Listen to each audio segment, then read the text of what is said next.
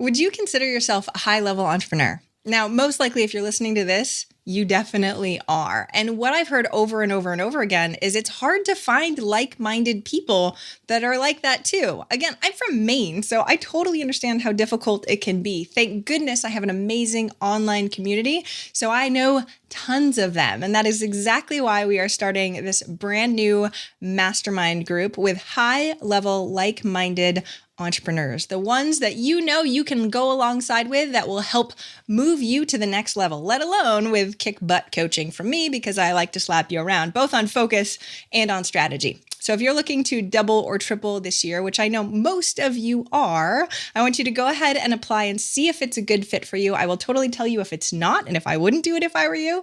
But go to eventualmillionaire.com/apply. We are looking for amazing, like-minded entrepreneurs. My previous mastermind members have told me it is life changing. So take the time today, fill out the very quick application, and we'll see if it's a fit.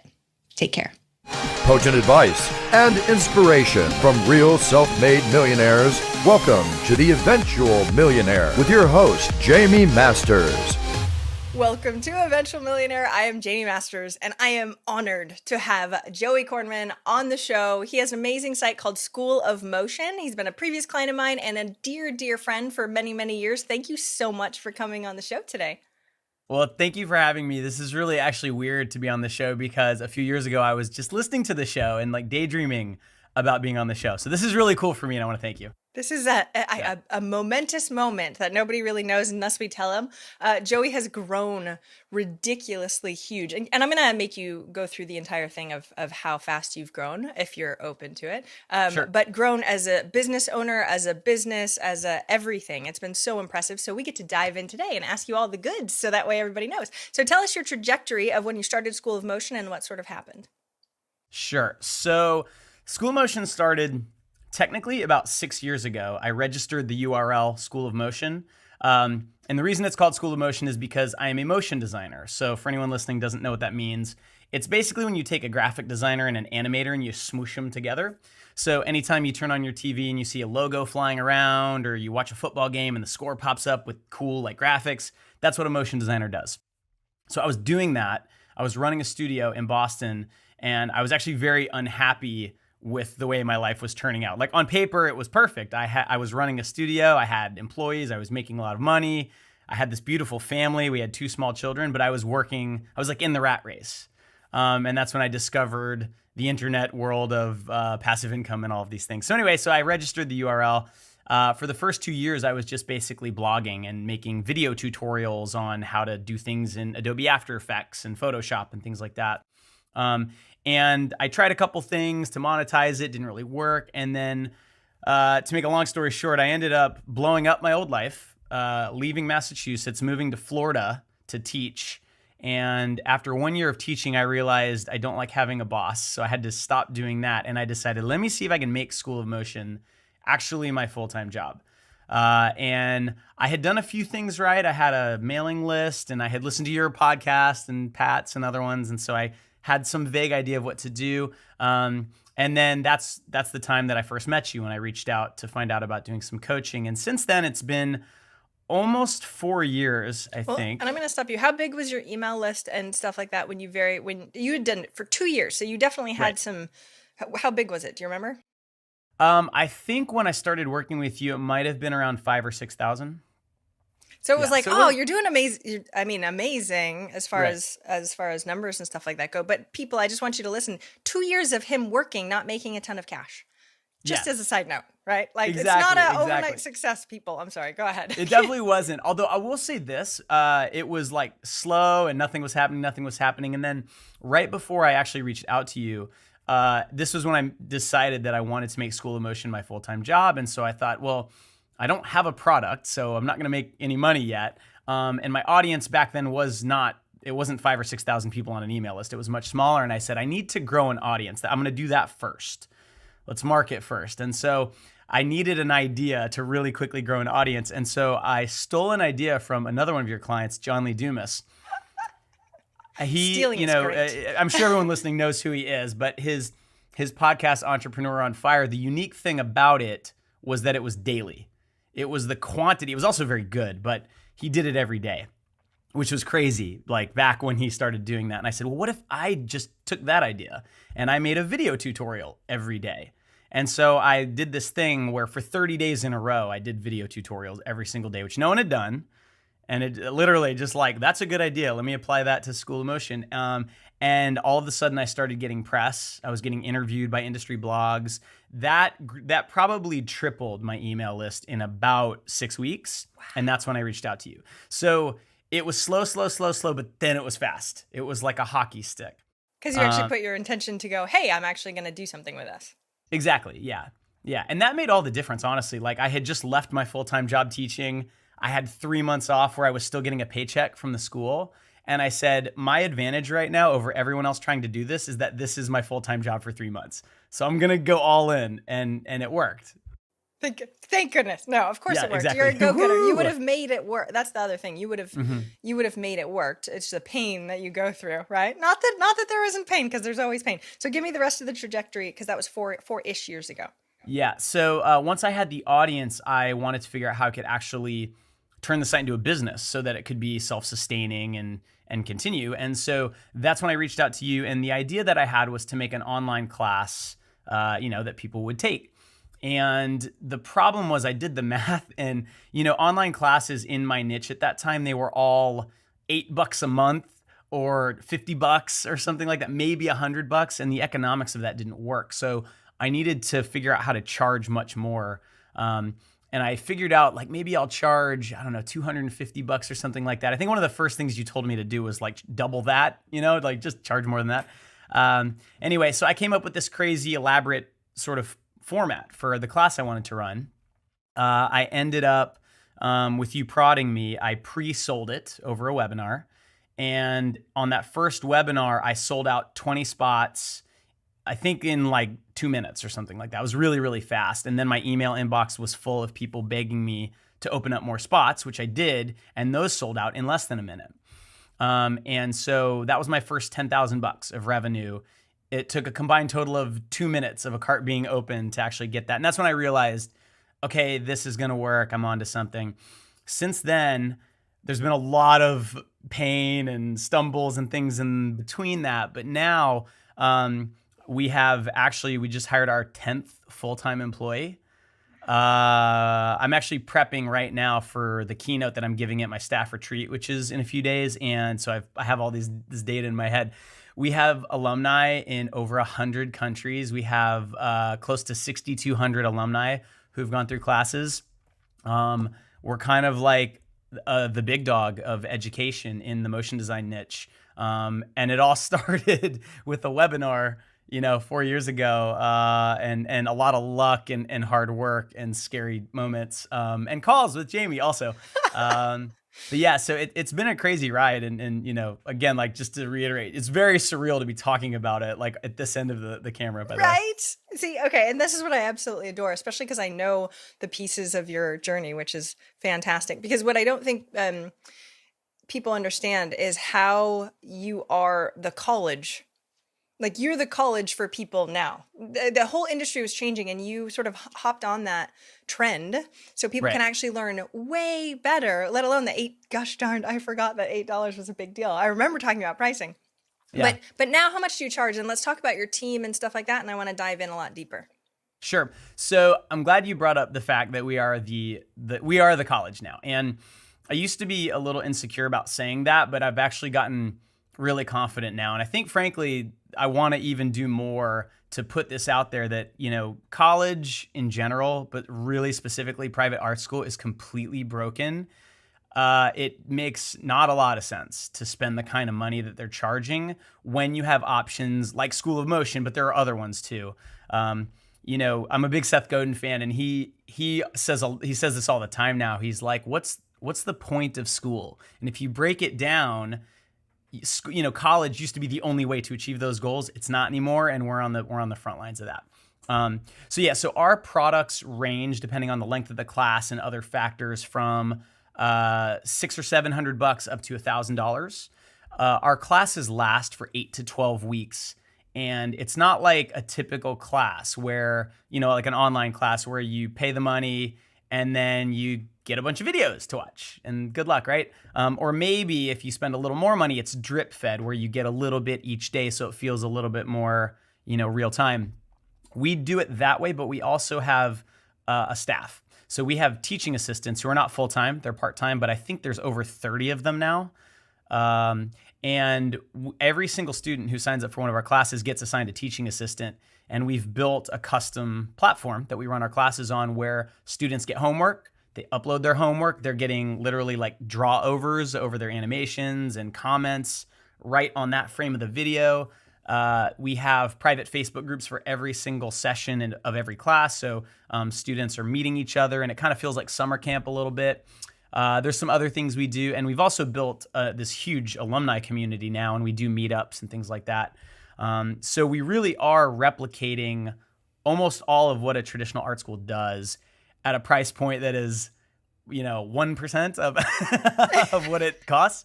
Exactly. Like, it's insane. You are the disruptor, right? I so appreciate that. And I'm sure when you first got into it, it was like, oh, I just want to help people. But to see what you've created is insane. The fact, I was chatting with my son who wants to be graphic designer and video editor. And I was like, so I'm going to have you take Joey's stuff. Like, we don't need college, by the way. Right. I don't agree with it. Yeah.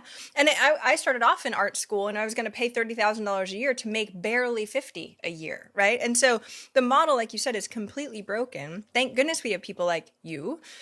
And what I've seen that you've created so well, because no offense, but most people on the online space are told, you make videos online, everybody's going to love you. Then you're a thought leader. Then you produce digital courses, and it's about the digital course, and that's about it. And Right. What you did instead was you created a staff so you don't have to be the face. Right. So can you tell us what that actually looked like and how you can trust those people? And because it's a hard thing to scale like that for most people, especially when they like being the face. Like, no, everybody comes to me. Right. That's one of my biggest struggles, to be honest, because I still love the fact that, I'm a human being and I respond to dopamine the same as everyone else. So when I put out a video and I get a bunch of thumbs up or likes or retweets or whatever, that feels good. And because I've done so much of this, like, I've gotten pretty good at that. And so there's this like double-edged sword where I'm trying to scale School of Motion, and I really want other people to be making content and stuff like that. But currently, like, I'm really good at it, and it's hard to find people that have this weird talent of like being comfortable talking to themselves in a room with no one watching and playing to the camera while using an app, while explaining and stuff like that. So what we've done is, first of all, I got very, very lucky with my first few hires that I hired absolute killers. And so one of the first hires that we made was my marketing manager. And he is also good at making videos. So he started making them. And so then it was me and him. All of our classes are made by other people. So this is the biggest way that we scale. Yeah. So I made the first one. And initially, because part of our class is you get homework and the student uploads it, and then you have to, like, someone who knows has to critique it and give you good notes on it and feedback. And then there's questions, like technical questions. How do I do this? And someone needs to know the app and explain it. And so at first that was me, and that was my assistant, Amy, who was my first hire. And then the second time we ran the class, we had like double the number of students sign up. And so I realized, this is going to be my full-time job, just critiquing, unless I figure out how to scale this. So we came up with, it was another thing I stole, frankly. I looked at what grad schools do, right? I went to Boston University, and Elie Wiesel was a professor there. If you take an Elie Wiesel class, he's not reading your paper and red penning it, right? His teaching assistant is. So we hired teaching assistants, basically the best students from the class. So we scaled the best students. So tell me more about that, because people are like, oh, Sure. Great. Where the heck am I going to find the right people that understand my method and stuff like that? So how did you actually hire them? Sure. So initially, we always hired teaching assistants. Teaching assistants. They had to take the class, and we would just keep our eye open, like, they're doing really, really good, and they're engaged in conversation, and they're helping other students. Like, we encourage students to help each other. It cuts down on our workload, obviously, but it's also just like a great community building thing. And I really believe that if you want to be a good artist, you also need to be good at critiquing. It like develops your critical eye. Ooh, that's so it's also too, though. That's part of the perfect. class. Yeah. Right. I spun it, right? That Isn't was that clever? good. Yeah, so we hired, out of the very first beta session, which had 40 students in it, we hired 2 of them to be teaching assistants. One of them is still a teaching assistant. His name's Greg. He's been with me for 4 years now, and I've never met him in person, which is crazy. Really? Yeah, he's a motion designer at Asana. Yeah, he's killing it now. Yeah, and then we just kept doing that, and eventually we started building classes which were very advanced. As our students got more advanced, they were asking for more stuff, and then we kind of got a reputation in the industry, and like really high level artists have started coming to us and saying, "I want to make a class." And so to find teaching assistants for that, we actually had to develop a training program, and we do things a lot differently now. It's a much more robust kind of process that I can get into if you want to. I know you'd be into it because our COO, Elena, who you've met, she's devised this incredible scalable thing where we actually have like a TA training class that they take, and that's all automated and stuff like that. So it's kind of developed. It was initially just students, but now it's students and industry professionals they want to be teaching assistants. That's amazing. Okay, there's so many things to unpack in here. So, Yeah. so one thing before, I want to talk about Elena and the COO side of things also. But before we get into that, one of the things you said was Greg was with one of your very first betas. And I remember, and I just have to highlight this because if anybody has listened to the show for a very long period of time, you came on my mastermind when you had just first made that $10,000. And we were like, you were like, what do I do now? Make another course, right? And so we had Pat Flynn and all the guys in my mastermind, and we recorded it, and it went live on this show. So we'll have to link to it. I'll make a note to make sure we link to it. This is so many years ago. And Pat was saying the same thing. No, just sell the crap out of the one course that you already made, right? And that was that one course that was the main piece. And so to have people see the trajectory of how far in 4 years is not a long period of time to become a robust business, have your own proprietary software, a COO, teaching assistants. Just so everybody's clear, Joey moves very, very fast, even though sometimes you don't feel like you move fast enough, right? Right. As every entrepreneur feels that way. Correct, yeah. So let's talk about Elena and the COO. And because as soon as it starts growing, you're always the guy to be looked at, right? So how was the growing pains, and how did you sort of move Elena into that position? Because she's amazing. She is, yeah.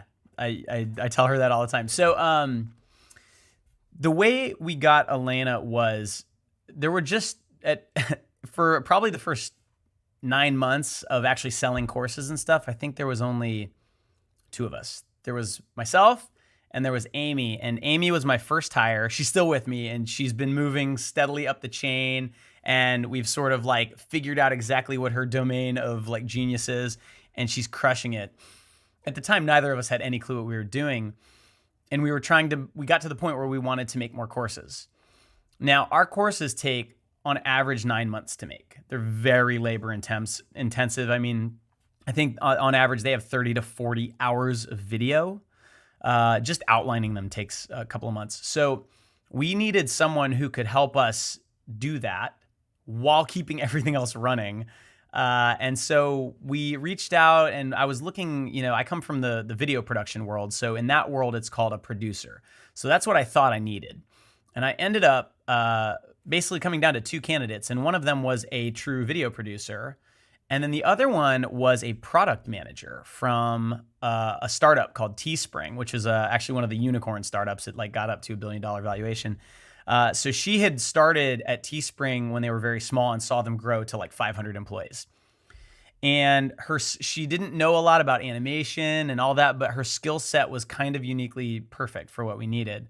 So we hired her, and 4 years later, I'm going to stop you because a lot of people are sitting there going, everybody should know my advice. You don't hire anybody until you have 2 candidates that you really, really like. So you had 2 how do you make that decision? Just to go back, because your whole company, Elena's amazing, and no offense, maybe that other guy would have sucked, right? And a trajectory would have been different because people make a big difference. How did you decide? So it was a really difficult decision. Also because Elena wanted more money than the other candidate too. It basically came down to, I realized that, so I, like almost every single entrepreneur, have Superman syndrome that I have to like crush, with all of my might. And so the other candidate, I actually knew personally, And I knew that she was brilliant and amazing, but I also knew what her skill set was, and it was something I understood. Elena's skill set I didn't understand. And I realized that if the company is going to grow, I have to hire people who know things I don't. And this would be almost like training wheels for that. And if it works, then this is going to let the company grow because she'll be able to do things I just physically can't do. And it turns out that that's exactly what happened. And she's responsible for a lot of the growth of School of Motion, especially our ability to handle the amount of students that we handle. Like, our last session had 1,200 students in it, all going through a drip fed sequence, and we have customer support, and it's chat bots, and it's crazy, right? All on a custom platform with TAs, and we're hiring, and payroll has to go out. I can't do that. Like, that's not what I'm good at all, right? So it was just kind of that realization that like I have to become okay with having people that I'm paying that know things I don't know, and just trusting. It's almost like walking on a tightrope, and it's like, if Elena left tomorrow, like I wouldn't be able to do her job. So I'd have to find someone to do it. But that's how businesses work. That's how companies grow. And you have to learn to be okay with that. So that was kind of like the realization I had. And luckily I feel like I have little bursts of courage at key moments. Like most of the time I'm terrified, but then every once in a while I'd be like, no, let's do it. And it's at those moments that I'll make a good decision. That was one of the best ones I made, was hiring her. Let's dive into that. And so, and I know Elena, she probably has everything documented. So if she ever does leave, you'll be at least have backups, which is a wonderful, amazing human that she is. Productivity porn is what, that's awesome. what it is. Well, and that's what I wanted to get into too, because one of the things you wrote on here, it says your area of expertise, and he goes, becoming an expert in fear. And it's a joke, but it's not a joke, right? Yeah. So one of the interesting things that I see you do really well is going into the unknown. So everything in business is, I love how often you said, I didn't know what I was doing. I thought it might work like this. I just tested that, right? And that's sort of how business is when people come on the show, they all pretend like they're like, it was easy and they know what they're doing, right? So this is why it's amazing that we can pull this apart. How do you jump into the unknown? How do you make the decisions when you're in that good state and you feel like you can leap? Because then you have to deal with the shit that comes after it, right? So how do you sort of navigate that tightrope? Excellent question. So I've thought about this a lot, actually, because, since I kind of went on this entrepreneurial journey, my life has changed so much in every single way. And there's a lot of people around me that notice, and I want to help them kind of experience the same thing. And in the end, what's worked for me is just doing stuff, right? Like there's this great quote from Scott Adams, and I think it goes like, if you want something, figure out the price, then pay it. And it's kind of like profoundly like, whoa, right? Wow, that was really good. And so like everyone gets to the step of figure out the price, but then they won't pay it. And you ask why. And so what helped me a lot initially with this was Tim Ferriss's book, The 4-Hour Workweek. He's got this thing in there called fear setting, where he talks about basically doing a mental exercise of imagine the worst case scenario. What's the worst thing that could happen if you try this thing, if you try your business idea and it doesn't work? We don't live in like 1910 where you had to like take out a bank loan and put your house up as collateral. And if the business doesn't work, you're homeless. You can get on GoDaddy.com and for $8 get a URL and get on Squarespace and do the 30-day free trial. And you have a business for almost $0. So there's almost no risk other than your ego takes a hit. Right. And you just have to get used to that. I mean, that's just like, doing reps. Like you just let your ego take a few blows and you'll get used to it. So I think really like just understanding that there is nothing that can happen to me that is so bad, like through business, right? It's not like I'm fighting to the death here. If we launch a class and it doesn't sell, we'll lose some money. If I had done the webinar, and you actually helped me kind of realize this too, when we pre-sold our first class, before I even made the class, I took money from people and sold it to them based on the idea of the class. And I was scared to do that. And I think you said, look, if 4 people buy it, refund their money and tell them, I'm sorry, not enough people bought it. I'm not going to make the class. You'll be embarrassed and then you'll move on with your life. That is literally the worst it could have gotten. And so I think a lot of times people are afraid of experiencing the ego blow of failure I think social media also has a lot to do with that because you never see people posting like failure selfies. Seriously. Maybe that should be a thing. Hashtag Right? failure. But yeah, so that's kind of been my philosophy, and it's really helped me. Now I'm just thinking I need to have all the millionaires have like ice cream in a corner, like all sad when they Right. fail You know? for their selfies. Like, you know, like when you can't sleep because someone said something really nasty about your product on Twitter, take a picture of yourself then and then post that, because that's happened. I've lost sleep over bad reviews or customer support tickets that made me feel bad. You know, like we raise our prices and we get like negative blowback from that. Like that stuff happens. But over the years, I've kind of developed a little bit of a callus to it. Which has been really helpful. And also having a team helps a lot because there's layers, you know, like there's the front line, and then I absorb, by the time it gets to me, some of that pain's been absorbed, Right. you know? And so that's part of the secret too, is like having other people around you that are working on the same thing. It makes those scary things a lot less scary. Well, and the protection too, right? It is like a baby, but I love how you said, especially having to do with it's not death. Like, unfortunately or fortunately, as entrepreneurs, we sometimes think that it is, but like you said, it's mostly ego stuff. So how do we know though? Because safety and security, when it comes up to cash, especially if people are pre-programmed as kids to have that kind of issue, how do Right. we sort of mitigate our ego to know that we are actually safe when we have some of these blows or whatever? How do you bounce back from that? Because it sounds like you've done it a lot. Yeah, it's trickier when you have a business like mine where it was built initially on me, on my personality and my face and me on video. Then the blows are a lot more personal. You know, if someone posts on, I mean, you know, we're on YouTube and we're getting a pretty big following there, and, you know, people will say really mean stuff like, oh, you look like Voldemort, you know, just weird, like just nasty stuff, right? That you bring out the trolls. So, I mean, how do you not... I think that you just have to find some way of achieving perspective on it. You know, one thing I love is reading Ramit Sethi's philosophy on this. I think he used to have a website where when people would troll him, he would like screen cap it and put it up on this website so he could collect good. them. You know, also, I think what's really helped me personally, and I think most businesses probably have some version of this, is for every negative comment I see, I have like 10 emails personally to me saying, I took your class and my boss came over and said, what the hell happened to you? Your work is so much better. Or I put out a book a couple of years ago about how to freelance, and I get comments all the time. I get, you know, like private tweets and emails, people saying, I read your book, I did what it said, I quit my job, I'm making twice what I did last year. Like that kind of stuff makes me realize that, well, if someone else reads my book and says, he's just, you know, he's greedy or something like that, or he's doing this for the wrong reasons, I know I'm not. And I also know I've helped 10 people for that one person who I didn't help. You know, it's the law of large numbers, right? If you're doing anything on the internet, like you're going to help 1,000 people or 10,000 people, and a few people are going to think you're the devil. And that's okay, you know? And it also, one other thing too, just like, because I bet a lot of your audience will be in this position too, having a family really like put things in perspective too. Because at the end of the day, I go home and my kids are happy to see me.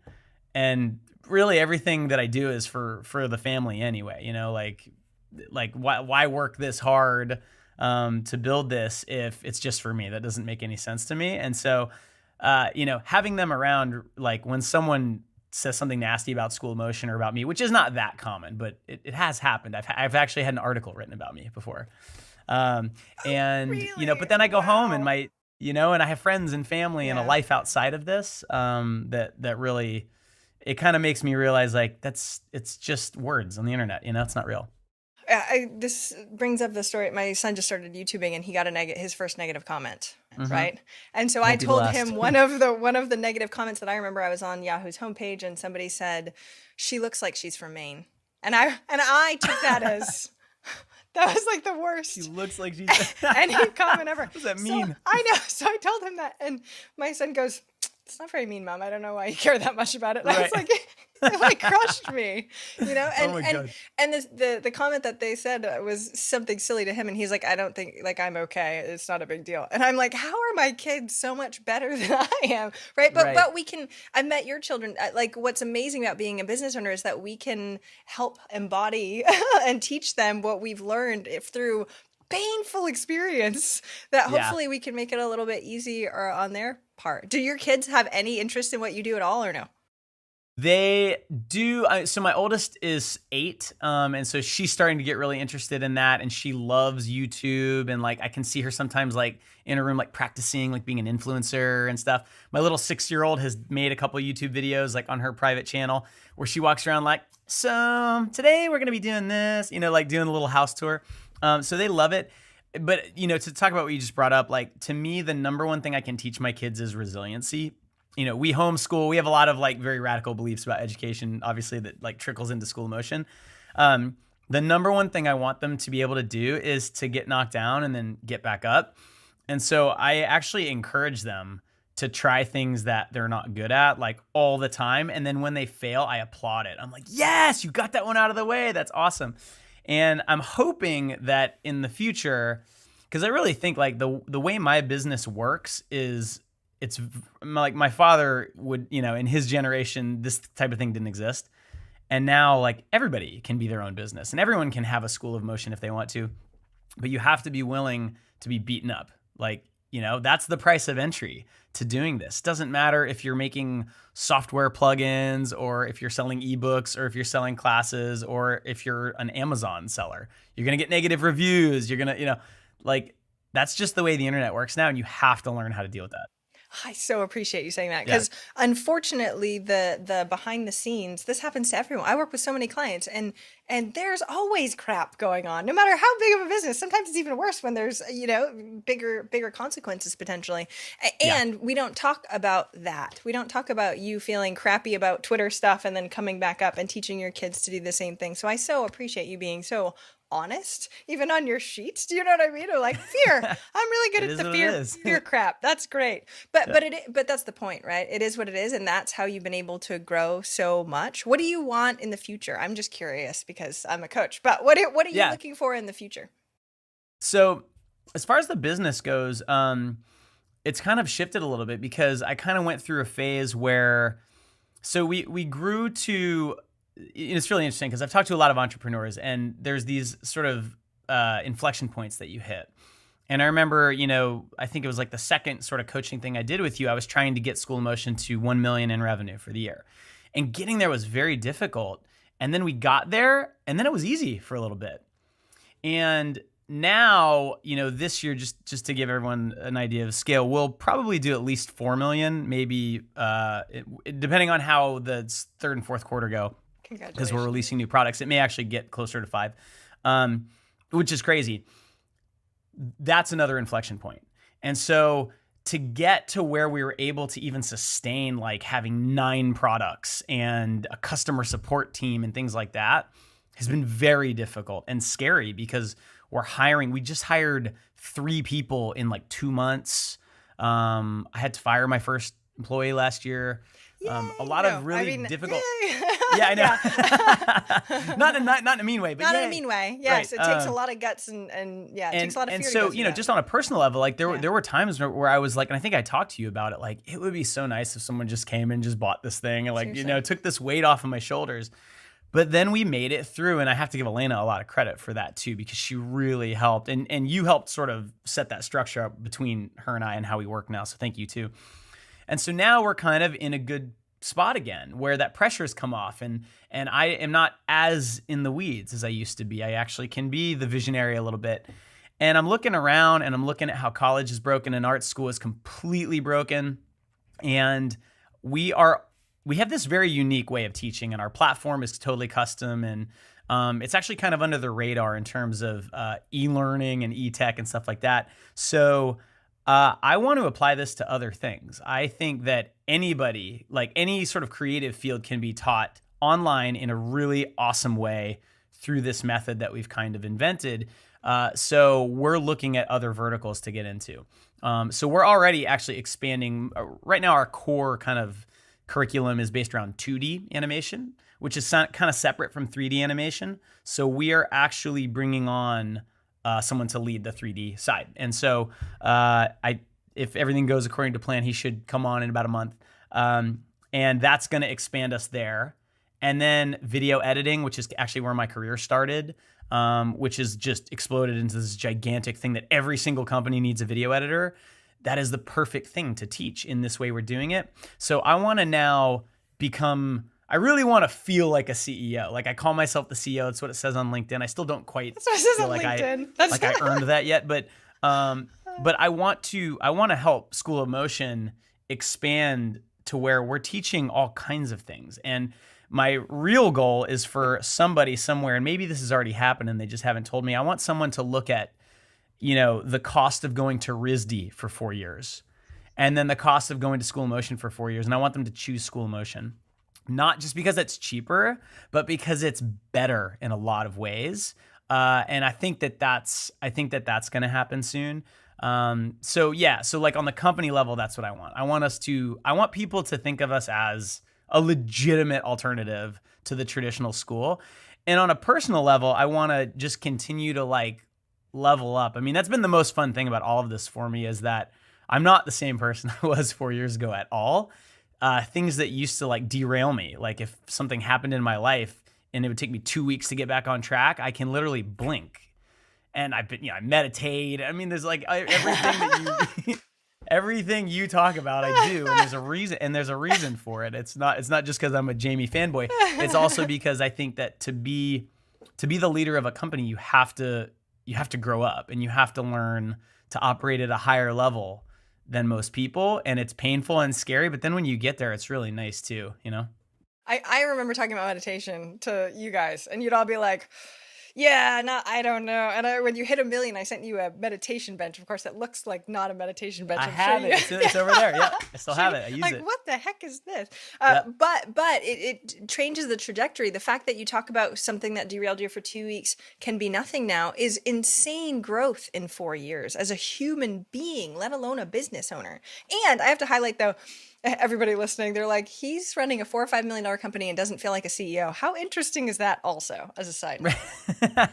Okay, so you don't even have to know that you're a CEO. You can still grow just as and sort of it highlights the fact that you're always growing. There's always going to be something more. You're always going to need to feel better. It's a never-ending process, but I love seeing this. And you take vacation. You sent me a text because you took a 3-week vacation to Europe with your family also, right? Because you're so family centric. Yeah. That was actually a test that I gave myself last year because as the company's growing very, very fast and we have new staff and stuff like that. And this was, I think, right after Elena sort of officially took over as like we called her the integrator for a while based on the Rocket Fuel book and stuff. And now we just call her the COO, and she really is the COO. And I told her, I have this goal. I want to leave for 3 weeks and not think about School of Motion and have it not catch fire. And she's like, you could do that right now. Do you trust me? And I'm like, I do. It's not you, it's me. And she's like, just go. And so I did. And it was really funny because I left right at the beginning of our CART open period. So for everyone listening, our CART is open 4 times a year. We run classes quarterly, like a school. So 4 times a year, that's when we get our sales. And so that's a very important time period every quarter. And I was gone for that. And I get back and we had the highest sales we'd ever had. And I wasn't there and I didn't think about it. And we went to 4 countries in Europe with my family, and we homeschool, which made this possible. My kids were learning how to say thank you and check and all this stuff. And I sent you a text because you're honestly like contacting you really like kind of kickstarted a lot of this. And it's just been like, you can draw a straight line from like me emailing Jamie to where I am now. And maybe I would have still gotten here, but it might have taken an extra year or two. So that's a lot of lost potential if you think about it. Pain. Yeah. Pain. Yeah. No. Well, and it's I want to highlight, because for you, everybody that goes, oh, well, if you grow that fast, you can't actually enjoy family time. You have to only choose the startup crazy path, and you just go fast, and that's what you do. And that's not what you've done at all. That's nonsense, actually. Yes, Yeah. thank you. You put your Yeah. family first the entire time. You came to Austin with your whole family. I got to meet Yeah. everybody. It was amazing. Like you are the embodiment of that new age of the entrepreneurs, in my opinion. That you hustle. Don't get me wrong. I'm not saying you don't. And you're smart. You're smart about it all. I thank you so much for coming on the show. I know we have to start wrapping up already because we're going over, but No problem. you're the best. And what is one action listeners can take this week to help move them forward towards their goal of 1 million? Sure. Okay. So I thought about this because I knew you were going to ask it. And I have to say that one of the best things I ever did, not just in my business, but in my life, was installing the Facebook Newsfeed Eradicator plugin on Chrome. Now, the reason I bring that up is because remember I brought up that, that Scott Adams quote, like figure out the price, then pay it. People are so good at procrastinating in a million different forms when something is scary. And Facebook is, at least at the time for me, was like the number one procrastination thing I would do. Because it feels like you're doing something like, oh, I'm being social. I'm like looking at my friends and what they're doing and I'm posting. I would basically eradicate all forms of social media from your life, except for business purposes. Like you should never post on Facebook personally or Twitter or Instagram until your business is making 6 figures. Because before that, it will simply be a distraction and it will keep you from just doing the thing. So the answer is, what's one thing you can do? Do something. Don't just sit there and think about doing it, actually do it. But Facebook Newsfeed Eradicator will probably help you do that a little bit easier. Yeah. Eliminate the distractions so you can actually get actually done. Well, and the poster behind us, right? If it's not a hell yes, then it's a no. That has been a huge piece of what you've been doing too. But I highlight again, you take so much action even in the face of fear, and it's really, really impressive to see. Cool. Well, thank you, Jamie. And again, thank you for like all the help you've given me. You've really helped me grow as an entrepreneur and a person. And I love you as a person too. Like we're buddies now. And I'm just honored that you asked me to come on. Yes. Tell me more about where everybody that's listening that wants to become motion designers now are like, tell me where do you actually sign up? Where do we find out more about all your stuff?